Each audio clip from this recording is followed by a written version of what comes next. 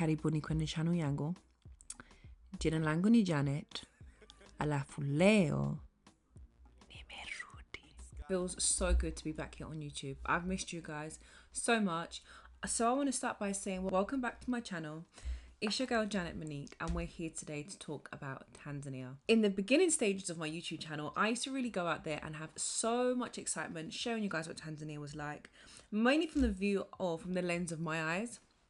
I didn't think I dived quite deep into, you know, the fundamentals and like the logistics behind going to a country like that.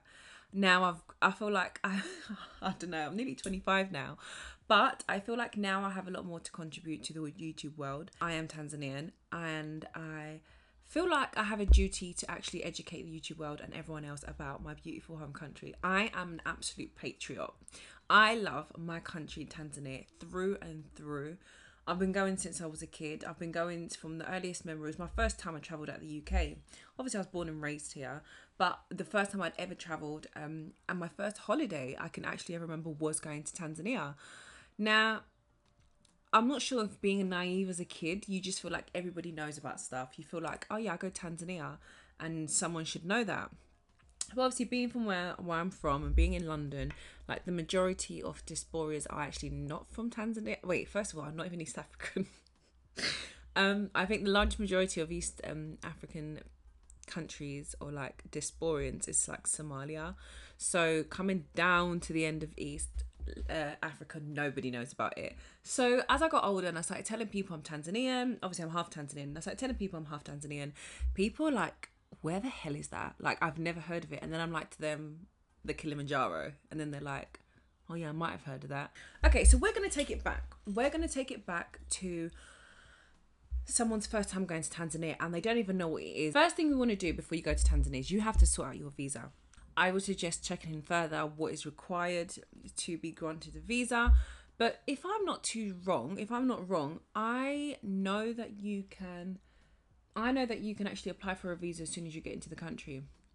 Don't shoot the messenger, but that's what I believe. I do remember traveling on quite a few occasions on a last minute thing and applying for the visa as soon as I departed from the flight. And it's a very simple process to get into Tanzania in terms of visa.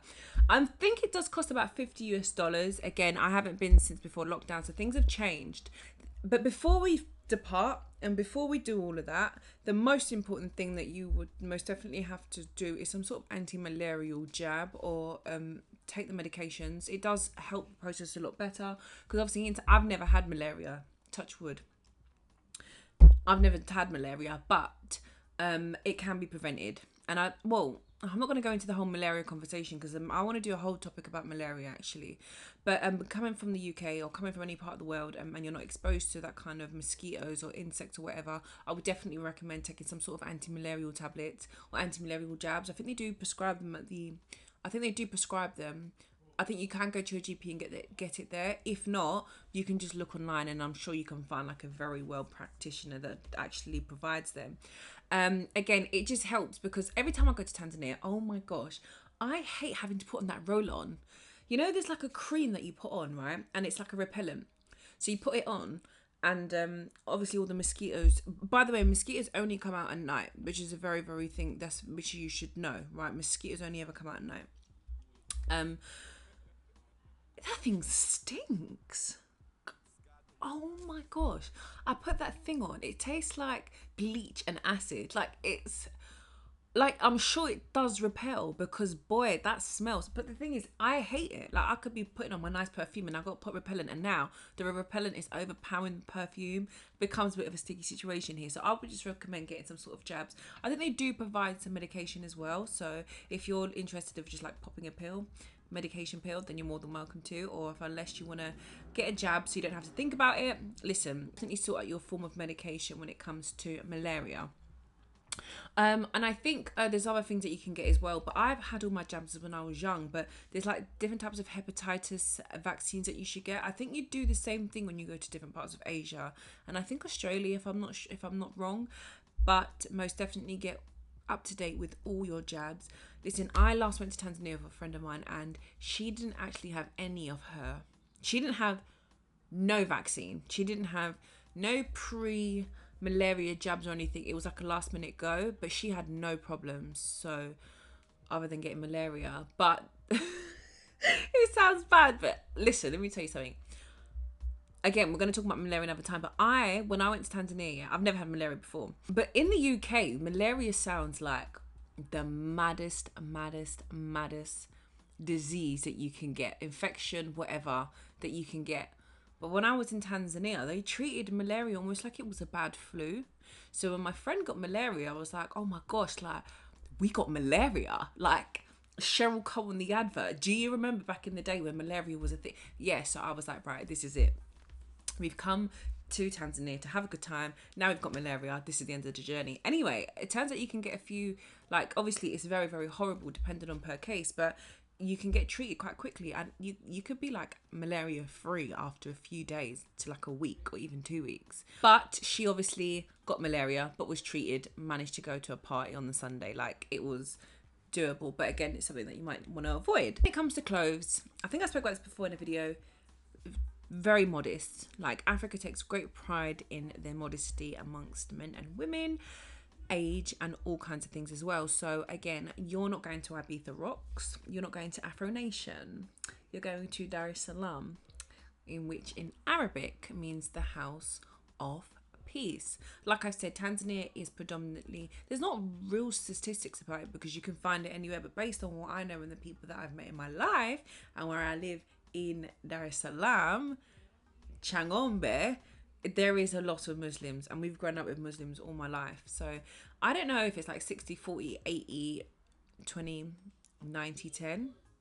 However, what I do know is that we do respect one another. We get along very finely, and it's good to just take some precaution on the places that you're going so you don't offend people. But most importantly, you just respect the land that you're in and just abide by the rules of the people and the citizen, etc. You really want to know what you're going into. Obviously, if you're going to Tanzania, I would most definitely recommend going to Zanzibar, because Zanzibar is Zanzibar.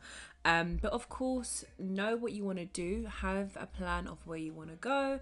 When it comes to places of like the good food, when it comes to places of entertainment, beaches, safari, the list goes on. Make sure you have an itinerary of what you want to do and what you want to accomplish in your time in Tanzania, because the time goes very, very quick. A lot of countries, the morning and the night kind of flow together, but in Tanzania, the morning, like when it's sunrise, it's a whole different country to the nightlife.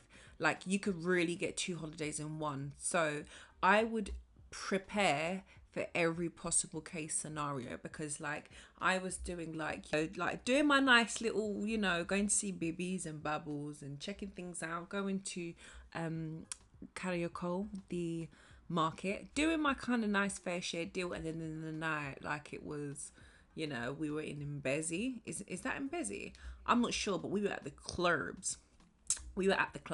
So you can literally enjoy every single aspect of it. So yeah, the clubs are good. That's another thing we're going to talk about. We're going to talk about where to go and what to do. But in the meantime, you can always prepare for it and look online, look on TikTok. I think I will go into my videos a lot more depth in the next videos, but I just wanted to give you guys a little insight of what we're going to be doing in this segment of my YouTube channel. And obviously I feel so good to be coming back and speaking to you guys. Like I feel like this is surreal. A lot of people, I hope, will be traveling to Tanzania in the next few months to the next years, and I hope you can come back and use this as like some sort of tour guide.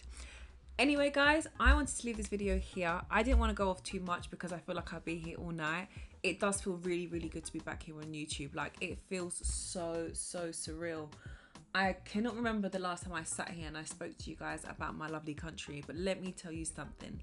I am so excited to be going deep into Tanzania on my YouTube with you, subscribed, liked, commented on the comment section to be telling me what you guys want to be seeing or learning about, and I'm going to be your spokeshost. Like, this works well.